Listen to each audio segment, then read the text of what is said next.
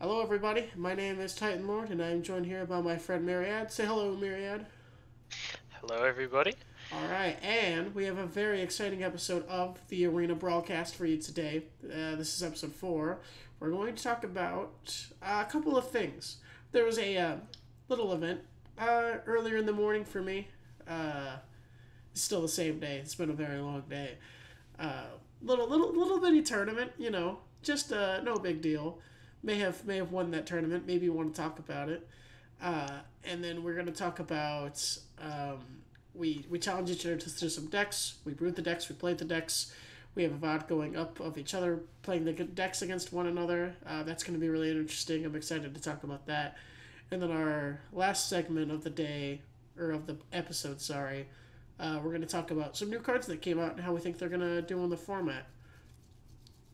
So, without further ado, Myriad, you wanna talk about the tournament, or maybe you want me to talk about the tournament, or what's So, your yeah, insight? no. You want to make the announcement?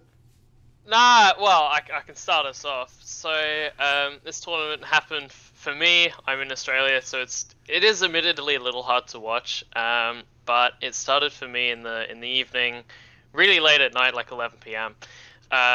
But I would go to sleep, but I was in the qualifier weekend, and I was like, well, I have to sign up at this time, and the qualifier weekend runs from like 10 p.m. my time to I think like 8 a.m. So it's Ouch. when I should be sleeping Uh-huh. is when they run the qualifier. It's so brutal. But anyway, whatever. Who cares about Australia? But so so I was like, well, heck, I qualified for this qualifier. It's free gems if I just play in it, so I'm gonna do it. And then if I make it to day 2, I can win actual, Yeah. money. Pray for $1,000 US. Come on, surely Uh-huh. one time. Uh, but so I had that going on, and I thought, well, this is going on at the same time as the tournament. So I had the Mm-hmm. tournament open in one monitor, and I had my games going on in another. Um, I I only saw bits and pieces, um, but looking at the bracket, I think matches went as I would expect them to be honest. I was personally cheering on yourself and Birthing Potter because you guys are the two players who I personally spent the most time with Mm-hmm. in testing, especially. And I helped Birthing Potter especially come to which deck to actually bring because he tries a whole lot of different decks. Traitor. I feel partially responsible for taking him off Uro because Uro against the fairy is pretty easy for Uro to win. It's one Mm-hmm. of the few decks with a favorable matchup against just blue-white control. But in testing, it just got rolled so hard by Adeline, and it was okay against Rusco and all sorts. And of course, Adeline didn't even make it to the tournament. It's like the one check for all these big decks, all these big like control decks, all these big mid range ramp whatever, is just really straight aggro with Adeline. Now Rusco, I think it's fine, but in terms of going underneath, Adeline was a much better pick. I mean, I know that the person who did bring Rafine, they played Rafine whole season, Right. right? So Yeah. it's like, are they gonna play Adeline? I mean, I still feel like someone should have bought it because it definitely would have beaten people. Um, but whatever, it didn't happen, and so that was the top 8 we got. Mm-hmm. Um, And yeah, and then otherwise, yeah, sorry. you wanna maybe spoil how a certain player's Oh. bracket run went? Maybe you know. well, congratulations for winning. Your Yes. flawless streak. Absolutely flawless. I Very nice. I was so excited to win this. I had it wasn't all easy, but it was pretty easy. And no disrespect to anybody, especially well, no, all my opponents were really good. So no, just there is no especially. They all deserve equal respect. I was worried going in, and I kind of touched over this. There's a post game interview on the VOD if anybody wants to go watch it, which we'll of course link in the description since it's directly related to what we're talking about. I got interviewed by I'm Not Fine, BP Radiant, and my dojo master Covert Go Blue. They all sat down and they interviewed me afterwards. So if you want to hear a bit more of my words on that, go ahead and watch that. But I won the whole thing, and I didn't drop any games. And I overcame something. I overcame a player in a deck that had previously bested me earlier in the league. That was Flash Fan with Rafine, which Myriad was just talking about. I was nervous, especially because he got to pick who was going to be on the play and on the draw, because he was seated higher than me for round 1, and that's how the rules work. And which just means he's going to go first because he's Ravine. And, first of all, who's going to choose to go second? I can't think of anybody in the right mind who would ever choose to go second. And me being forced to go second against Rafine, game 1, with both the player and the deck that have already bested me before, was kind of nerve-wracking. But I had a feeling that I was going up against Rafine previously. I think I mentioned that in the last episode of the podcast. I knew kind of based on how they had done initial pairings for round 1 last season. It was like 1st and 8th and 2nd and 7th. I kind of figured that's the format they would use again, which put me against Flash Fan playing Rafine. So I practiced so much. I got with Mudman, I got with Myriad, and I just played, and I played all week, and I think, what was my total games played? I didn't keep track of the actual number. I think I'm Not Fine stated that I won 100, but I think that, or I played 100. I think that was based on something that I said that was my goal. I'm pretty sure I came close to that, but that might be a slight exaggeration. But it's somewhere like probably above 80 games that I played, prepping for different matchups and preparing myself to be ready to play this weekend. So it was quite the grind, and a lot of it was on Thursday too. I played just all day. I must have played like 12 hours of Magic that day. Because I didn't have to go to work, so, just kind of sat down and played Magic all day. And it paid off. I beat Rafine on the draw twice, back-to-back, which is still, looking back at it, I have no idea how I did that. It's kind of nuts. Both games he dropped the Esper Sentinel on turn 1, and I was like, what is this? This is rigged. Yeah. This is absolutely rigged.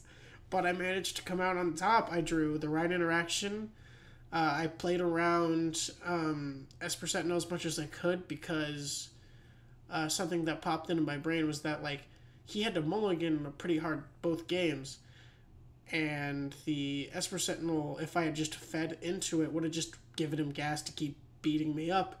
And I played around the Esper Sentinel. He ran out of gas. I wiped the board, and I won, pretty much. I untapped with the fairy, and that was game. So, shout-outs to Flash Fan. I think you played pretty well. It's just, I think there was some unfortunate circumstances. Maybe you could have taken one of those games. You did beat me earlier, and I want you to know, it's like, hey, man, I really prepped to beat you, so don't feel too bad. Like, I put a lot of effort into just getting past round 1.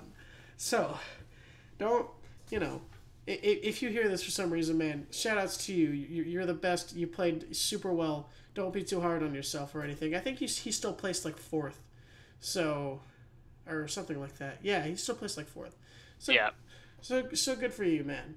After that, I had to play the blue-white mirror. I don't know if anybody knows this. I love playing blue-white control. You know what I hate playing against? Blue-white control. I hate the mirror. I don't like playing the mirror. It's not fun for anybody. It's both every bit as simple and complex as people think it is. It's all mind games, but it's also a lot of sitting down and staring and seeing who wants to go first. and cast their spell first and have a big counter warn sometimes, but game one, I don't remember game one that well. I ended up with a solid lead, stopped whatever value thing he was trying to get going, got to fairy down, got close to ulting, and he scooped. Game two, oh my gosh, I do remember game two. This game two was intense. Throughout the entire tournament, throughout the whole bracket, this was the hardest. Game two of me versus Matt Matator piloting Azor was the hardest game that I played the entire tournament. So Teferi, I feel like, is just kind of doing what Azor does but better, which kind of makes me a little bit favored in the matchup, right? The problem is, I have like 10 board wipes and all this other creature tech to beat stuff like Kinnan and Rafine and Adeline, which didn't show up. That is terrible against Azor. So I just got, I don't know what happened to my shuffler to allow Arena to just tell me that, like, hey, you know what? You're not going to draw those cards today. Not in this game. It's okay. I got you. Don't worry. You're not going to draw all the board wipes against blue-white control. You're going to draw your memory deluges and your counter spells and your other card advantage. And that's what happened in game two. Now, he also had a very, very good engine going with Glimpse the Future and some other card that he just kept drawing cards from every single turn and having to play around Torrential Gearhulk, and Narset got down on his board at one time, and it was tough. It was really tough. I think that game went on for like probably 15 minutes or something like that. It was a long game, but I managed to exhaust all my resources, played all my outs, was finally able to close it, and then after that I had to go up against Dracosinus playing Kinnan. Our first round that I played, round 3, our first 2 games that we played, are not that interesting because they were very one-sided. I don't remember them that much. I've been awake since then. That was, how many hours ago was that? That was over 12. That was over 12 hours ago. That was like 14 hours ago now. Yeah. I'm still awake. It's the same day for me, by the way. Recording like 15 or 16 hours later. I've had a very long day, but that round just wasn't that interesting. I drew my removal in my board wipes. He didn't have like a super stellar start in either of his games, and because of that, he just kind of Kinnan wins fast or loses fast, and that rounds both of those games he lost fast. Not much to say, nothing against him. I know he's a solid player, but his build of Kinnan was very mid-rangey and only ran like 4 counter spells, which was very, very weird to me. But funny enough, I didn't actually look at his list before the game. I played games 1 and I played the first 2 games as if he had more, which is kind of funny looking back at it because I didn't bother to look at his deck list. But oh well, I still won. It's all good.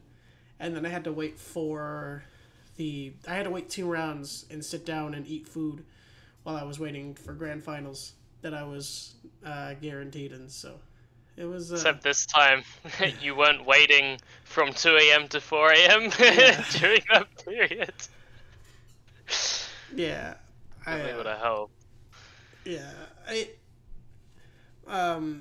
I need to give one shout out that I did not give in the post-game interview before I forget.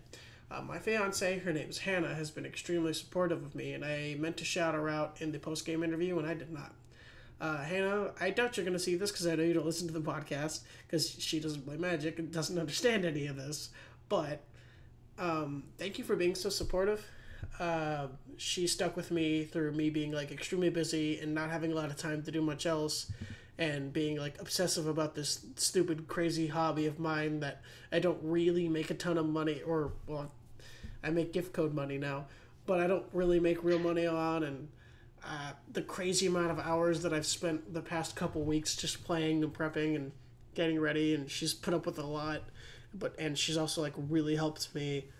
And when I got to like some really low points, when I lost games that I felt that I should win, she was there for me and cheered me up and helped me helped me keep my mind in a good space so that I could keep playing, and I could keep playing well, and I can believe in myself again. So shout out to her. I don't think I would be here without her. All right. Now that that's over and through with, Grand Finals. Dracosinus beat somebody. I don't Birthing remember. Potter. Well, he beat somebody else. No, he didn't have to because he was in... Right. So he meets Birthing Potter and beats him. Which is when I went to sleep. Yeah, this is where Myriad I went to checks sleep out, at this point. He very quickly beat Birthing Potter. Game 1 was a little bit longer. Game 2, Kitten just rolled Rusco. I've never seen Kitten roll Rusco that hard before. I remember I was like getting ready to say, hey, when's the next round gonna start? Because that game lasted probably like 2 minutes, if that. And then like a minute or two after they posted, oh, be ready to start in 5 minutes. And I'm like, already? You're giving me a hey, wait to start already? Like, what? That fast? I didn't even know who won, but I assumed it was Kitten because no deck wins that fast. They're already up. Yeah. No other deck wins that fast. And I was Roscoe doesn't. No, neither does Teferi, for that matter. But I was rooting for Dracosinus, and I don't want anybody to take this the wrong way. I was absolutely rooting for Dracosinus because, one, I have a weird, like, personal player thing where Rusco makes me angry. Rusco makes me mad. And I tilt against Rusco, unreasonably so, because I should be favored in the matchup. But one, all the anti-aggro, all the anti-creature stuff in my deck is not good against Rusco. So it makes a matchup that should normally be in my favor not as favorable. And two, think about that stupid little clock-making son of a gun. I just want to punch him in the face. Stop blinking your dude every time I try to remove him. Stop countering. I'm supposed to be the counter spell deck, not you. Stop reaching into my hand with Thoughtseize and Duress and Mind Spike and just let me do the control stuff, man. That's what I came here to do. I don't have time for any of this. Rusco makes me tilt, unreasonably so. But when he lost to Kinnan, I was like, ha, all right, I can do this. There was like this big boost in confidence that I had because I'm like, okay, I already beat this Kinnan player. I feel like pretty dominant. Roscoe gets such a bad rap.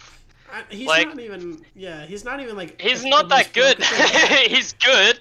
He's really good, like, but he's not broken. Yeah, it's a very noticeably better absolutely. Than his. I know my deck is better. And it's like if people fought Teferi on the same places on queue where they fought Rusco would have no heat. Like Teferi would be the one who people knock on the door to and say, "Hey, this thing is not fair." Well, Rusco's also way more popular than Teferi. I think I looked at like the popular commanders list, and Teferi was actually pretty low. Like he's hell queue, but there's not a ton of Teferi players. There's a couple. But I feel like whenever I see Teferi players, there's like 4 people that I regularly see in queue that play Teferi that I recognize now because there's so few of them. So, which is weird because a lot of people like Brawl. And I mean, Roscoe is a fun deck to pilot, so I can see why it's popular. I've had a lot of fun piloting the deck. I played it a lot in the past. It's been my most played commander behind a Johnny, which of course is my pet deck.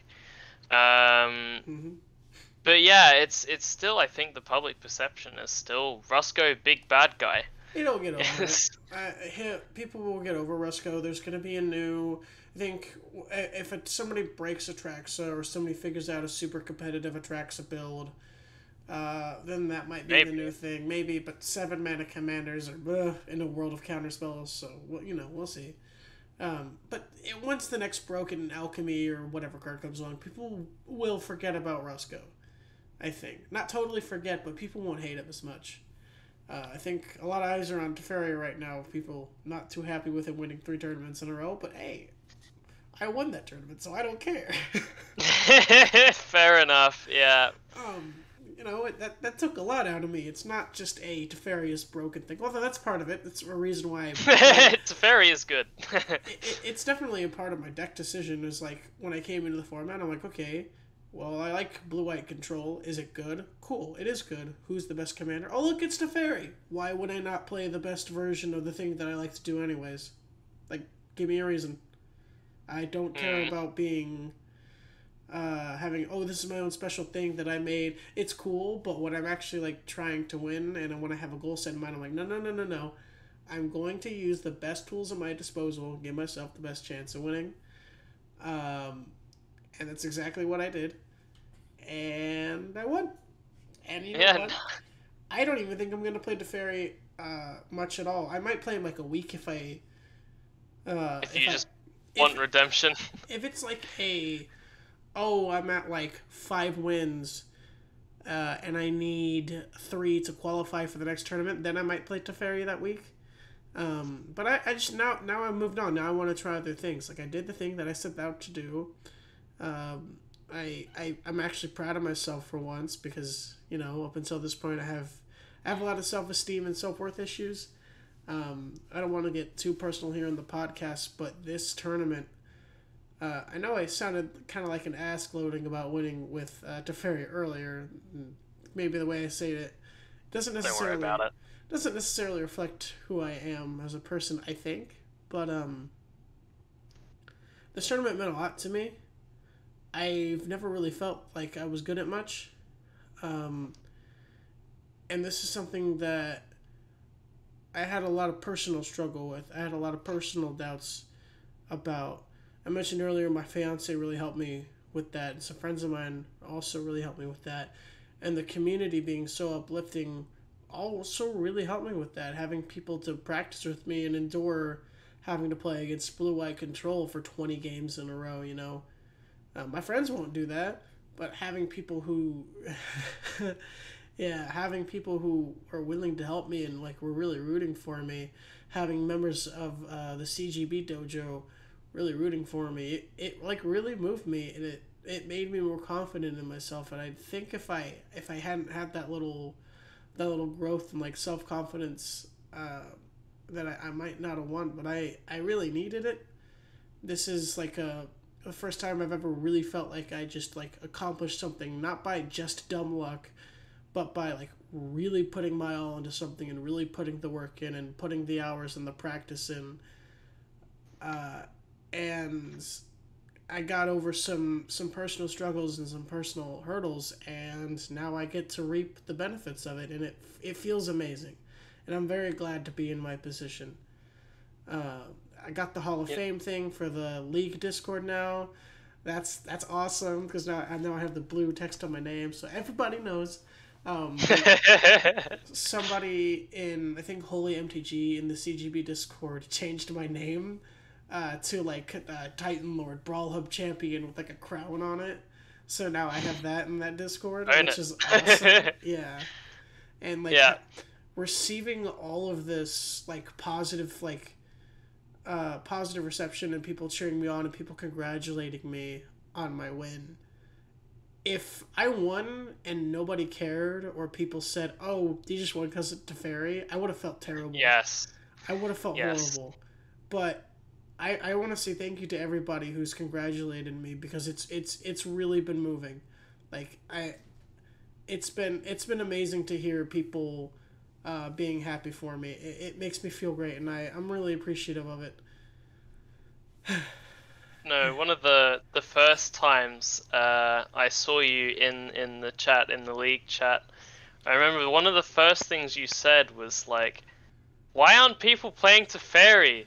This thing's so good." And I remember thinking, I can't remember if I replied or not, but I remember thinking, that's because like, it has counters and stuff, you know, like decks beat it. Yeah. Well, I mean, it went all the way. When the counters don't show up, nothing beats it, funny enough, you know? Yeah, well, also crazy that. There's good checks. There's good checks for Teferi. There are decks like, I think, like your Kari's F deck, your Shiner Dressed to Kill deck, which even though I beat it, I think there are decks like that in Adeline and even Rafine. Like, there's decks that can beat Teferi on a somewhat regular basis. Uro too.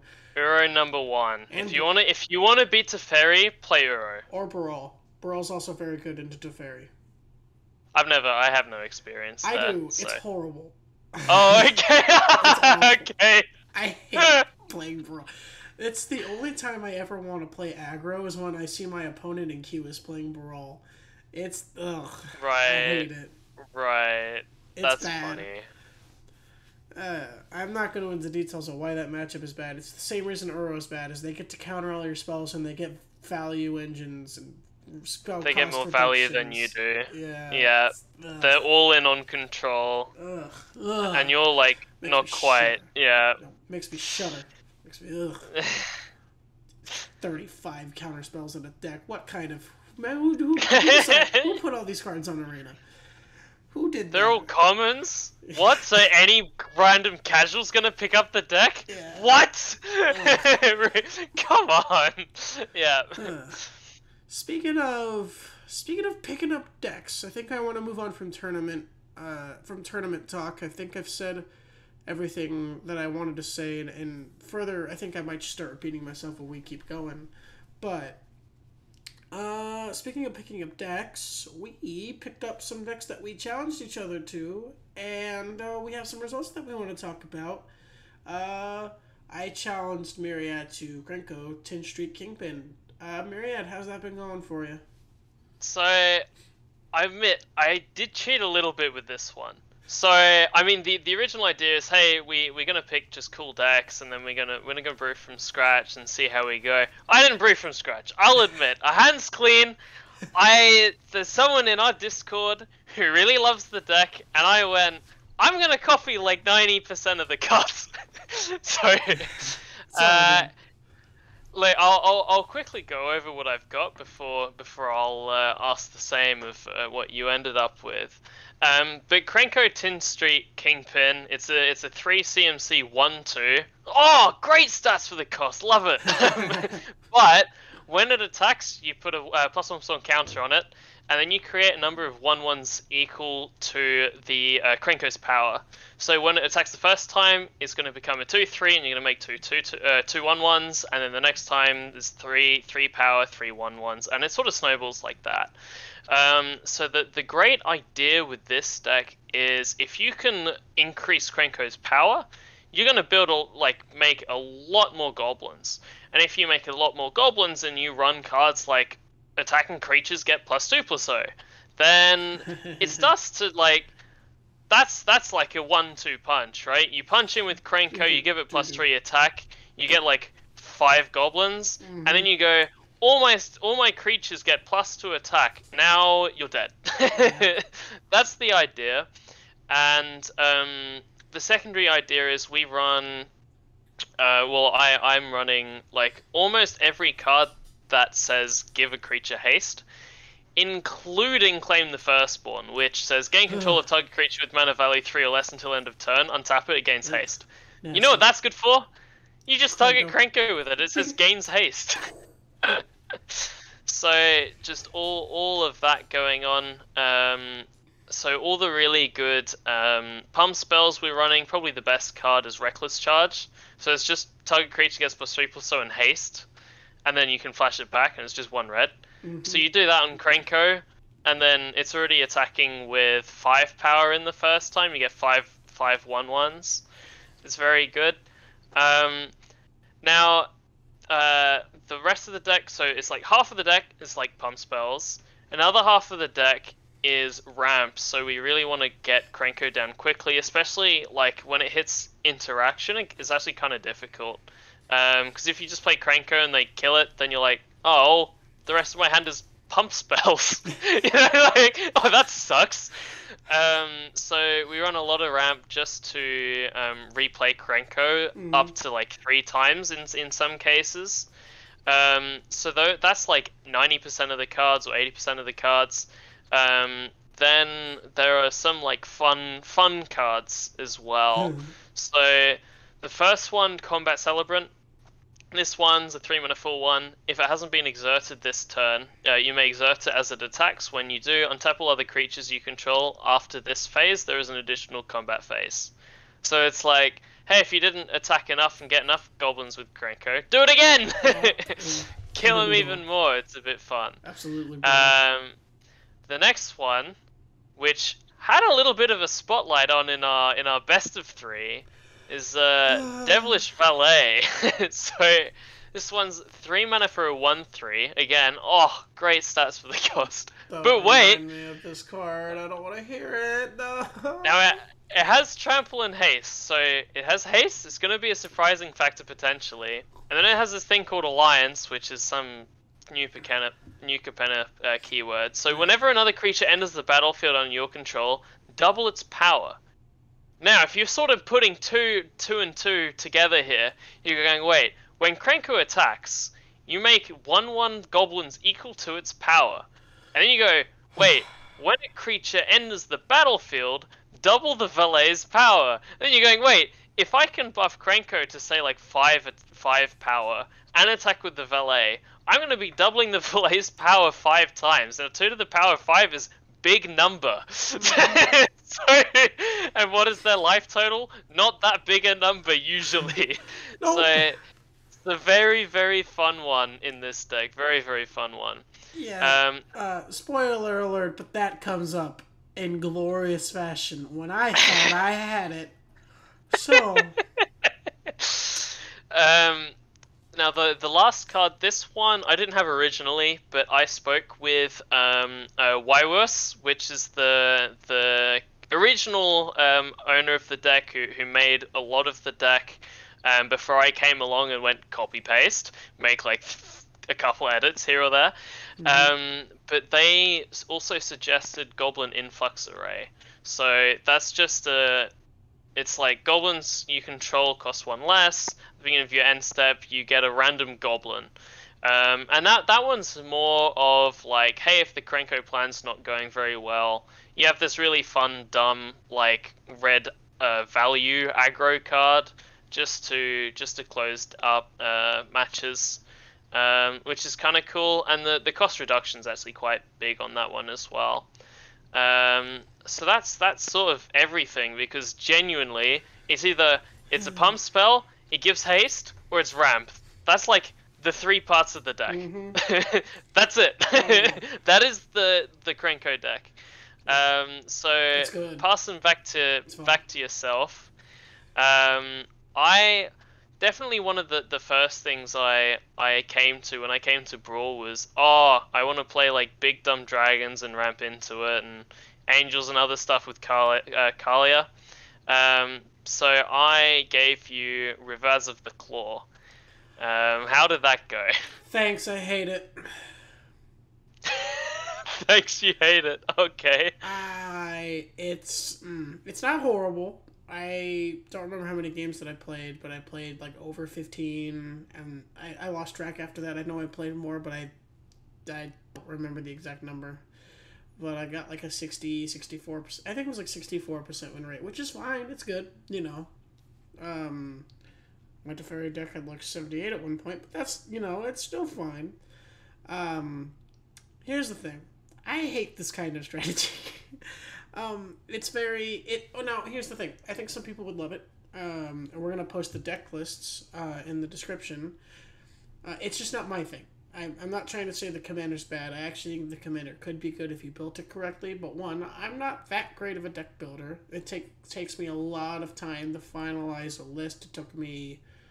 it took a lot of thought to finalize the Teferi list, and I made some pretty bad changes for it for a certain week of the league and all that, and blah, blah, blah, blah, blah. So I'm not the most talented deck brewer.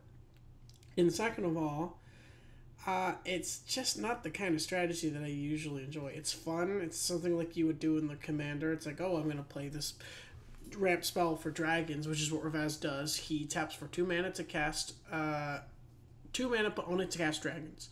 And then he has the ability that lets you cast dragons out of your graveyard once per turn on your turn, but they gain, if they would die, exile it. It is pretty good as far as his dragon strategy goes. If your dragons die, Revez brings them back out of the graveyard, and he gives you extra mana to boot to cast them. So a lot of your 5, 6, and 7 drop dragons that you want to run in the deck are castable much, much early just because of your commander out of the command zone. You can go turn 2, ramp with any mana rock, turn 3, play your commander, turn 4, you're casting 7 drops every turn. And if they kill your 7 drop, you're casting it again out of your graveyard. Like, there's a really powerful game plan for the deck, and I felt like when I was drawing when I was drawing that perfect sequence of I got the 7 drop, I attack with it, oh no, they killed it, oh here it is again, oh you couldn't kill it the second time, that's pretty funny. And getting to play all these cool dragons, like Goldspan Dragon. I played Dracuseth Maw of Flames, one of my favorite old cards when I first got into Magic. That was a fairly new card at the time. It's it's a Timmy card, but it's a decent Timmy card of the Dragons deck. I love that card. And it's got the Ancient Copper and Ancient Brass, I think, dragons from the... I think you're right. I think I'm right. I think so. From the D&D set that came out, and those have pretty powerful effects when they hit. So you get to play... You know what's fun? I'm just not into that kind of strategy. And when we played, you were playing a deck that I feel like I should have had a good matchup against, and you destroyed me. So, oh, that's 64% win rate. It's probably not true anymore. It's probably lower than that now. And I don't even think about it. That was one thing I did forget to mention, is just, because we tested these largely against the queue. Mm-hmm. Now, I will say, if you are not a fan of Krenko, and you're forever frustrated that Krenko exists on the queue, I'm well aware it's a very unpopular commander. Mm-hmm. If you want something that always beats it up, oh boy, Krenko Tin Street Kingpin just walks all over it. So every single match I've had against Roscoe, not even close. Especially as so first of all, it's in the queue with Roscoe, just barely, so you will face it.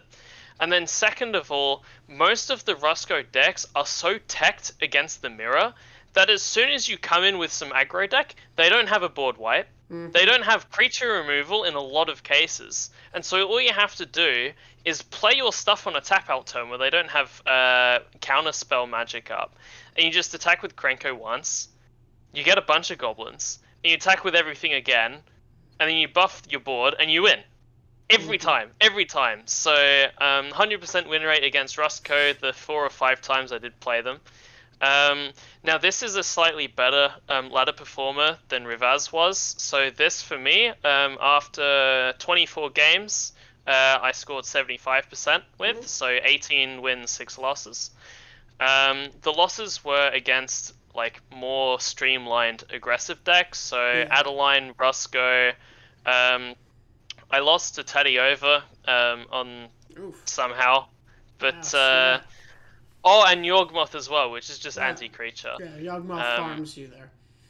Absolutely. So, but I think it's a fantastically placed deck in the queue. So if you just want to farm wins with a really dumb and funny sort of red snowball aggro, I think you'd have a lot of fun with this list. And again, all the credit really goes to YWUS here, because this is their sort of creation.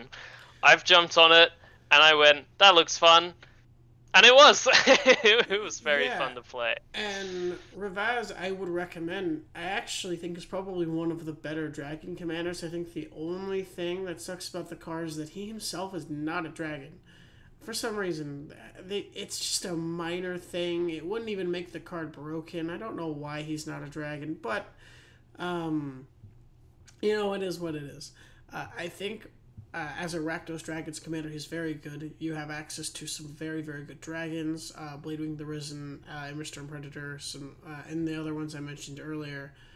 I think if you just want a beat-down Rakdos style, just get in there, punch them, bring your stuff out of the graveyard. You can maybe do some sort of reanimator build if you want with it. It is fun. If you like to do just like a little bit of value, a little bit of removal, and then just go all in with the big punch, big stuff, just smack them in the face with giant flying flame breath lizards, then I think you're going to love this deck. I don't think I gave it a good representation. Because, again, it's not the kind of deck that I normally like to play. I think there are going to be a lot of people who are going to be much more successful than I was with this deck, but that's supposed because I just didn't want to play it that much. So, I only ran like 10 interaction spells, and I feel like that was kind of right from playing. So I think my recommendations for the deck, mostly is I ran probably like 6 to 7 ramp spells, like 10 interaction spells, and then a mix of like dragons and some ways to keep the gas going. My recommendations to new players or new pilots to the deck is to make sure you can keep the train going, because the deck runs out of gas fairly quickly. Even with Ravaz's ability to reanimate stuff out of the graveyard, your opponents are probably going to try to kill your commander, even if it's not necessarily the right thing to do, like with no cards in hand or whatever. The thing to do is to kill commanders. They don't have a long lifespan. So your commander does his best to keep the gas going, but I would suggest, I think I only have like probably under 10 ways to draw extra cards or dig into the deck. I would recommend more than that. And then the rest of the deck was threats. So I would mess around with the ratio of ramp to threats to answers and interaction, to be mostly probably card advantage. I think that's a big priority in that deck, because I think if you're keeping everything flowing into your hand, Ravaz is going to give you that big mana boost you need to just send your giant dragons to wreck face and smash and burn down the village and all that fun stuff that dragons do. So yeah. So for next week, so again, our best of 3 match, we should have that with dual commentary as well, and we're both in a call and played that, just a fun banter match. That should be on the channel as well. There should be a link. But for next week, it wasn't purely me, but there was some interest surrounding the new Nissa, the Nissa Completed Animist, I think it's called. And I like Green Stompy. So I was like, well, if I want some more representation here, I thought I would give that to you to have a go with. I think it's control deck. I think it's much more powerful than Rivaz, in fairness. Yes. So I think you might. I've got to entice you into the beatdown strategy, and I don't think Rivaz quite did that. I don't dislike the beatdown strategy. I like beatdown strategies that are like slick, like cohesive, are consistent. My biggest problem with Rivaz was consistency, because I felt like when I was doing the thing, it felt amazing, but I feel like I had a lot of the time had a tough time getting it off the ground. Was my biggest problem. And then once I did, if something got removed and then I'm out of gas, but Nissa, I'm actually a bit more excited to play. 1, love Planeswalker commanders. 2, mono green Stompy with an overrun effect that powerful in the command zone. It's like, man, I could just run dorks and like the good green card threats and then just cast my commander and absolutely raffle stomp my opponent. That sounds pretty fun. And even if, I like that she builds you a board, she gets rid of all the stupid little artifacts and enchantments as the game goes on if you want to cast her for 5. I like Nissa as a card, and I did want to get a chance to play this card. Maybe not in this format, but maybe in other formats, but looks like you've given me the opportunity that I needed to go ahead and craft it and get a deck brewing for it. Did you have any idea for what to hand over to me this week? So, context. You apparently have been doing some dogging on our girl Kaya and her new Planeswalker variant, the Intangible Slayer, if I am not mistaken. might have. You say you don't think she's that good, and people are very high on her. So I am going to challenge your idea on that. I want you to play her, and you will report back, and you will tell everybody that no, she's actually good. And I don't want to hear that she's not good, because that means you didn't build the deck right, and it's a skill issue. So. Oh no.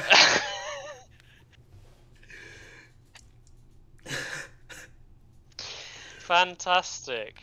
She's such. I feel like she legitimately does pose a threat to the queue. I don't know what queue she's being placed in now, but I think there's a lot of great stuff in black-white right now, and I feel like you could definitely pilot her to a lot of success, being building her around a kind of mid-rangey, leaning more control shell, where you're running interaction and board wipes to keep the threats off the table so that nothing can remove her, because she's hexproof. So if she resolves and your opponent isn't a creature-based deck, or they've run out of creatures, they can't kill her, because the other spells that would kill her don't work because she has hexproof. I think that's probably my favorite / as a control player, least favorite part about the card is that it has hexproof. Going against it. Great 0 to draw 2 cards, great plus as a 6-point life swing. That's so good. And not really an ult, but a minus to remove something and then put something on your board. Like, all the abilities are good. What is wrong with you? Why don't you like this card? So, it's 7 mana. So... It's 7 mana for, Yeah, but you're not even playing blue, so you can't, card advantage up very easily. It's card advantage when I play it. Card advantage. Now, look, I will say, I did see a showcase match, okay, admittedly, this is tabletop Magic at its finest, but...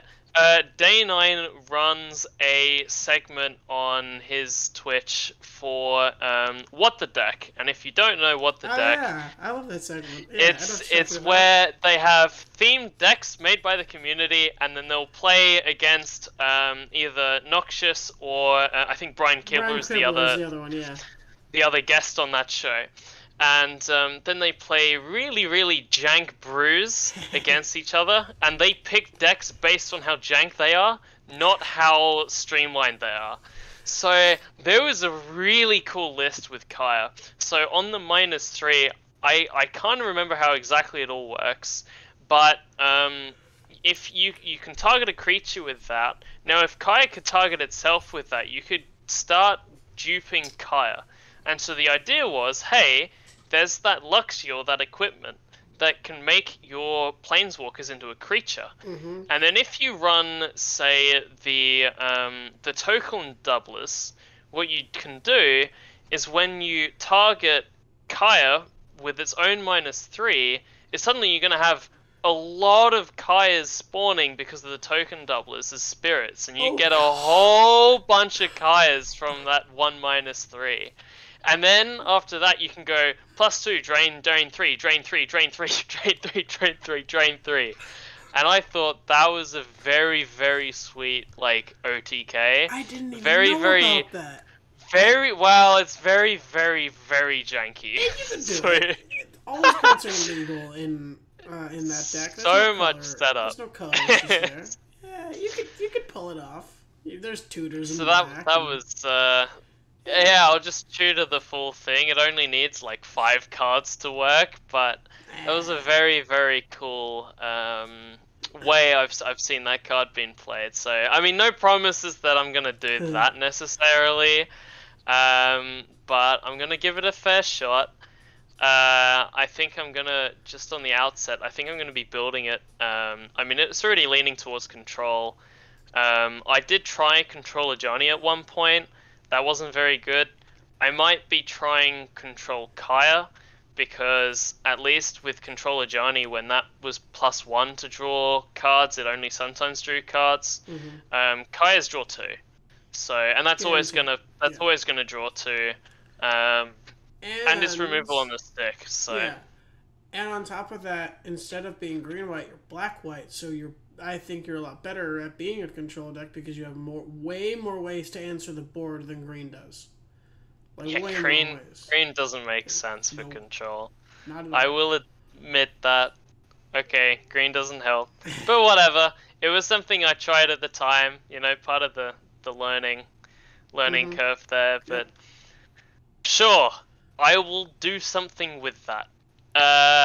I will also probably be employing the help from our Discord. Me too. I'm not a mono green expert at all. I tried to build a Thron deck and it went horribly. So. So I just to show like this can be a solo project, but our community is that helpful that without a doubt, like we can just dive in and say, hey, we want to build these decks. And people will jump on to help. I mean, it's beneficial for everybody because work on a deck with someone else that is not necessarily yours. You might then see the success and go, oh, I want to try that out. And then, hey, you also have a fun deck you can play when you want to as well. So, yeah, I again just really wanted to highlight the deck building and the deck brewing that goes on in the Discord, both Brawl Hub and the Historic Brawl Stronghold, which is I'm Not Fine's server. Really highly recommend that if you're really into deck building and you want to see what other people are up to, you want to help out. Great place, absolutely great place to do it. I can attest to that. I'm in both. They're both great servers. A lot of good people. Gonna show now. There's a couple new cards coming, and alongside this, there's a stacked lineup for new products, especially just for Arena. Oh yeah. I think it was something like a release every month, but most recently, so many. we have ONE Alchemy cards, which we haven't had a look at yet. So Nope. we were gonna go through them with you guys for the first time. Yeah. We're gonna have some theory crafting, or maybe we're gonna look at a card and go, "That's dumb." What's the point? But so the very first card, don't know if you've got it up, but Galma the Shaper. Yeah. 3-mana white card. It's an elephant. Hey, that's neat. a thing. Artificer. Elephant Artificer. So that could matter one day. Maybe 3/3 vigilance. When it attacks, conjure a card named Tempered Steel into your hand, and you create a 1/1 colorless mirror artifact creature token. So Tempered Steel. Yeah. That is 3 mana for an enchantment that says artifact creatures have +2/+2. So every time you attack, you're getting a 1/1. And you're getting a card that makes your artifact creatures, the 1/1, permanently +2/+2 bigger. Now that's on each attack, so if you attack like 5 times, okay, that's quite a lot. If you attack 3 times, then you get 3 1/1s that are gonna become they're gonna become 7/7s if you play all the Tempered Steel, and that's just from the that card alone. So if you play, I don't know, just a bunch of artifact creature tribal aggro, maybe that could be really good. Maybe. I mean, it's kind of neat. I think it's slow. Yeah. It might see some play. But we'll have to see. It would need a very specific shell built around it, but I'm not sure what that would look like at this very moment. Next commander is Hrothgar Bonded Engulfer. 4 mana 4/4 with trample. Yes! The vanilla stats, we did it, but it's in green, so should it be a 5? Anyway, when it enters, you get a boon with when you cast your next creature spell, it perpetually gets +X/X, where X is its power. Yes! Redemption! Whoa. We got the stats back! This is the battlefield. Whoa. Yeah, so it doubles the power of creatures that you cast the next after. one. Doubles the next so one. It's the next one only. Okay. So imagine if you play Hrothgar on turn 4, and then you play that 5-mana 6/6 with all the all the words on it. That becomes a 12/12 with trample, vigilance, and whatever else. I gotta find the card. Here's the line, right? You ramp a bunch. You play Rothka. You have I think it's the run, or what's the ape Grun? It's very Kogla? No. He's a commander. He's like Grun. Oh, like King. Thrunel? Yeah, something like that. That guy. So when he attacks, he doubles his power and toughness, I think. And then you can cast him kicked with like 6 counters or 9 counters or something absurd. So you double his power with this, with the counters. No, you don't even need to kick him, right? You don't. Let's do that. So you cast the commander for like whatever the 6 mana is after this, right? You double that power. Then when he attacks, he doubles that power again. And then you're swinging with like a 24/24 for a minimal effort. I'm just looking now at creatures on 5. So Elder Gargaroth is the 5-mana 6/6 I was talking about, making that 12/12 insane. Oh, that's you can go Gigantosaurus. It's already a 10/10 for 5. How about a 5-mana 20/20? That's rad. That's so awesome. And then you've also got this needs a little bit more work, but Root Wire Amalgam. So it's a 5-mana 5/5, and then you sacrifice it to create an XX where X is 3 times its power, and that token gains haste. So if you play that, it becomes a 10/10. You sacrifice it for 5 mana, you get a 30/30 with haste. Holy crap! Come on! That sounds, get him! That sounds like a mono green dream. Just, jeez. If I love mono green, I would probably love that. But I'm liking this commander. It on first read, it didn't read as much like it was that great to me. But on the second read, when you really break down the absolutely dumb stuff you might be able to do with this thing, I'm down. I like it. I don't know if it's actually good, but you know what? It actually will be fun. Yeah. At minimum as well, it's like if this isn't necessarily a commander, I'm pretty sure it's like completely fine in just green stompy as well. Yeah. Next one we've got a 2-mana 2/2. So Arik False Gold Warden in Orsov. Starting intensity 0.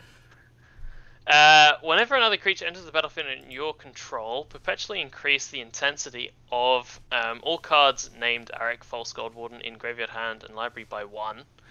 And then you can sacrifice it. A target opponent loses X life, and you gain X where it's Arik's intensity.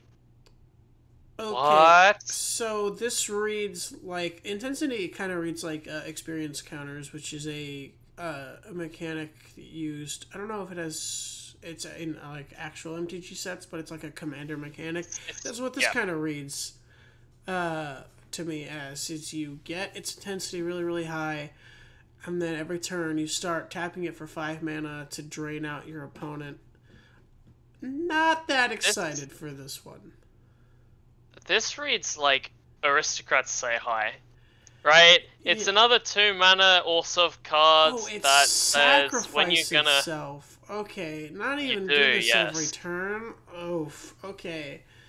So, the idea being, like, in Aristocrats, you're already gonna be draining with like, all the Aristocrats that drain, and of course, as soon as I start thinking of them, all the names of the cards like escape my head, but Blood Artist is one of them. Just the life drain there, and it's like you have a deck like that, and then say you get them down to 6 life, but you're not getting through. Maybe Arik is enough to punch through that last damage, and as well because it's starting intensity. Intensity doesn't wipe when you sacrifice and it gets put to the command zone. Right. In fact, sort of like, I think, Jarl or something, the Gruul one that also had starting intensity. If you have perpetual effects and you choose to wipe them, starting intensity sticks even through Right. perpetual changes, which is just bizarre. But I'm not gonna get into that here. Looks interesting. Yeah, Uh, again, I'm not sure it's very good. yeah, it reads like if you want to do aristocrats, there are better commanders in this colors. What's the very popular black white one that people have been playing for aristocrats? The Oh, like Taser or something? not The death Tesa. triggers happen twice? No? It's like a new like not no. It's like a DMU card. Like Oh. like I don't remember the name. I'll put it on the Uh, screen here in post. Elias something or I endeavor to find it right now. I'm uh, looking. like Elias Core or something. What? It's not a 2-drop. There's Arvad, but that's not. It like reads whenever a creature enters, you gain a life, or when it dies, your opponent loses a life. It's like 2 mana. It's a legend. I can't even find it. Oh wait, not collected maybe? Using all my filters. No. I don't No. see it. Oh well. Well, I know. It'll be up for people to see it. Basically, it's another like new popular like life gainy, drainy aristocrats, and I think that this is just a worse version of that. I think the intensity mechanic is all right. I'm not a fan of something that like you can't really interact with once it gets going. It's like I just can't stop. The intensity never changes. Um, Oh, I found it. oh LSL Core, you're absolutely right. yeah, I thought it was something like Yeah. that. Well, yeah, no, it's like I don't know. Maybe just play that over this. I don't know what decks this goes into because this is like, I this doesn't read like a card that can slot into a deck. Maybe in 60 card formats where you could run multiple copies of it. Maybe that's different. But in our format, I think people are gonna try it and maybe prove me wrong. But I don't see this really making a big splash anytime soon. And now let's move on to our next legend It's here. the Gaiax Brutal Carnivora, This was where someone's just decided to add a couple extra letters to those words in the name. uh, 3 yeah, mana 2/4. So oil counters at the beginning of your end step, put an oil counter on up to one target creature. Interestingly enough, not in red green, which is usually where you see the oil stuff going. So a little bit like, why is it in black? But anyway, whenever a non-token creature you control with one or more oil counters on it dies, conjure X duplicates of it into exile, where X is the number of oil counters on it. Those duplicates perpetually get plus X plus X, whoa. and then they get Okay. shuffled into the library. Oh, okay. All right. Well, that's cool. Okay, the shoveled into the library part lost me, but this is Just cool. This is cool. proliferate. Yeah. Proliferate 20 times, get 20 copies of a card with plus 20/20 on it. Yeah, I'm down. just But get 20 counters, it easy, is right? into your deck, but I suppose if you're if you're doing that with like a 1/1, like you do that to your Elvish Mystic or your whatever your Mana Dork was, right? You do that, you put oil counters on it, and then when people try to when people go to kill it or whatever, or you sacrifice it because you're in black to something like the new, not new, Ashnod's Altar, which is on Arena now for some godforsaken reason. That card's nuts. But you sacrifice it to something like that or any other sack outlet, and suddenly you put like 5 copies of like a 1 mana 5/5 or a 1 mana 6/6 into your deck, and I think that's what you're going to be doing more than making like 20/20s. Is I think you're going to be trying to put like 4 copies of a card that maybe it draws you a card or helps you churn through the deck, like Elvish Mystic, or I'm gonna name a lot of elves here. Basically, any of the creatures that enter or draw you a cards that are very cheaply costed, or creatures that like have some sort of mana ability or static thing that gives you some sort of value. I think a whole bunch of those small creatures that make your deck better over. I mean, I say better. It also kind of clutters up your deck. But just good cards. Oh yeah, but just like load your deck with threats. I think it's a very interesting design space. I don't know how good it actually is, but this is again like maybe more fun than good. But I want to see people build this. I want to see people test this. I think it's very interesting.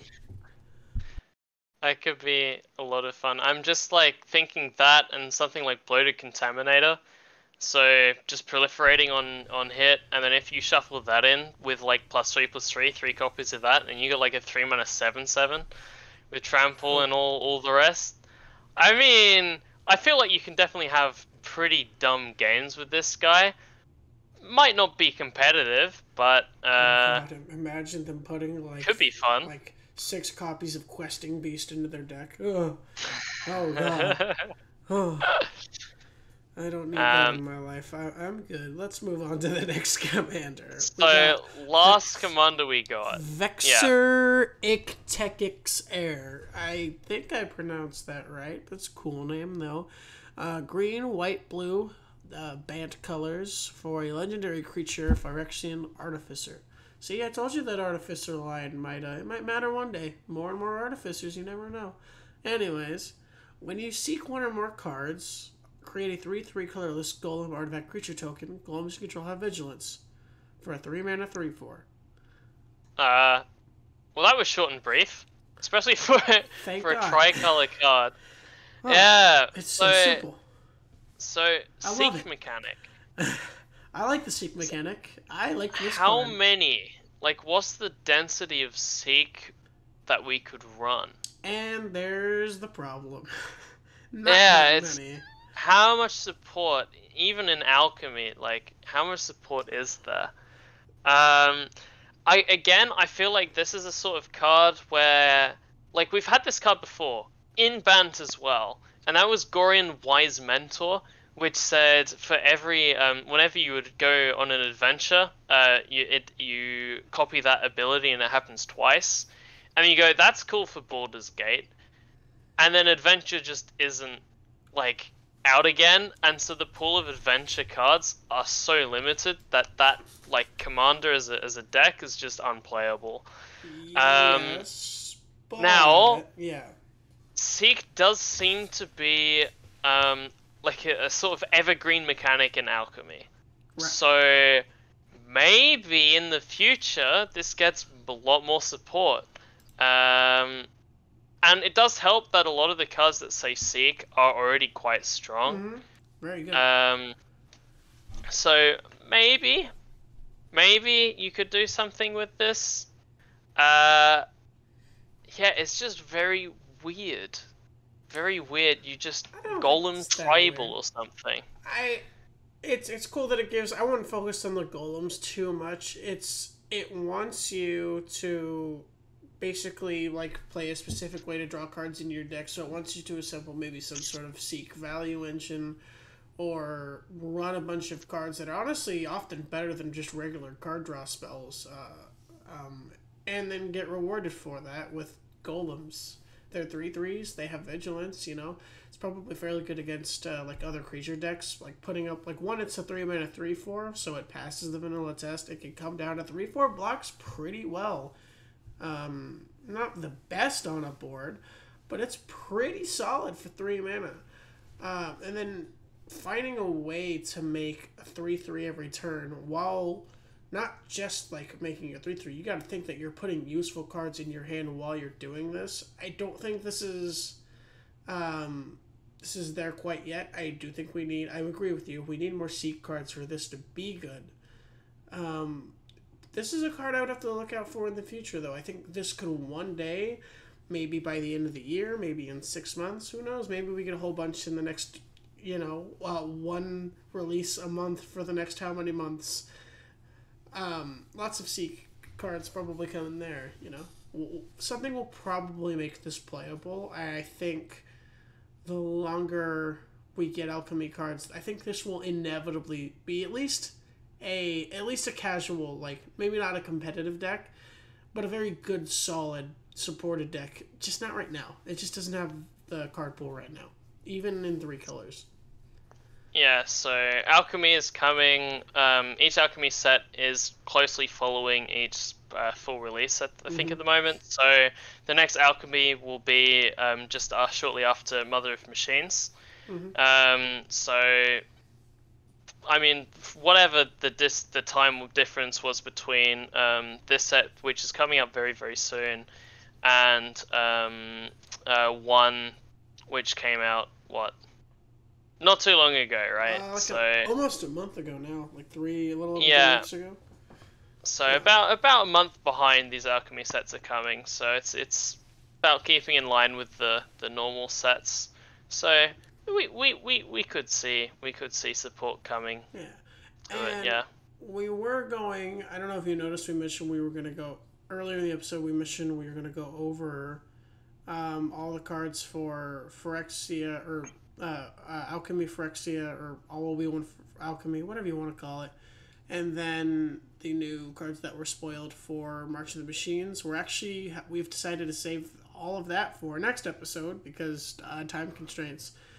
But so next week, tune in. You will get to hear a full rundown of a lot of the cards that we missed that are not legends for the new Alchemy set, as well as our reactions to the new.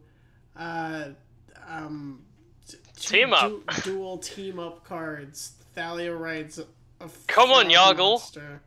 18-6. 18-6. Let's go! Yargle. Truly the most Chad of all Chads in the Magic universe is Yargle, as in 18-6. Actually double its power with Rothka. Make it plus 18, plus 18. That's so good! Stop. No. Value, right? That's how value works. It's a vanilla creature. Alright. And with that being said, we are going to peace out of here. Check out the link in the description. There should be a lot of links in the description.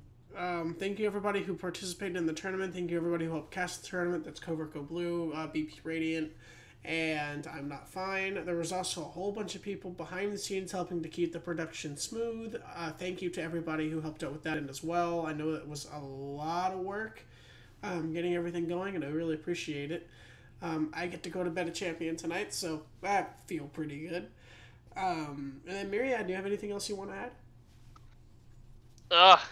Thanks for tuning in to the weekly episodes. It's great to hear that you're enjoying the content. Makes us feel like, we're not doing this for absolutely no reason at all. So thank you very much. If you have any comments on anything we should be doing, feel free to let us know in the Discord. Again, you can get in touch with us. You can get in touch with a lot of the other people in the community. Just join the Discord, have a chat. Everyone's very happy to talk, so should be very good. Yeah, and I'm going to give one final shout out to Covert Go Blue, who I was able to bring honor and glory to the dojo. I mean, honor and dojo to the glory. No, isn't that what I said last week? Honor and dojo. Honor and dojo to the glory. Yeah, maybe not something. Maybe not my best moment, but man, shout out to you, man. Thank you for inspiring me for playing Magic. It really paid off. This will probably. I'm not gonna shout out Covert Go Blue in every single episode. I promise. I want to, but I don't know. But yeah, not every time. But thank you everybody for tuning in. Thank you for the feedback. We really appreciate it, and we hope you have a wonderful week. All right, let's get out of here. All right, bye everybody.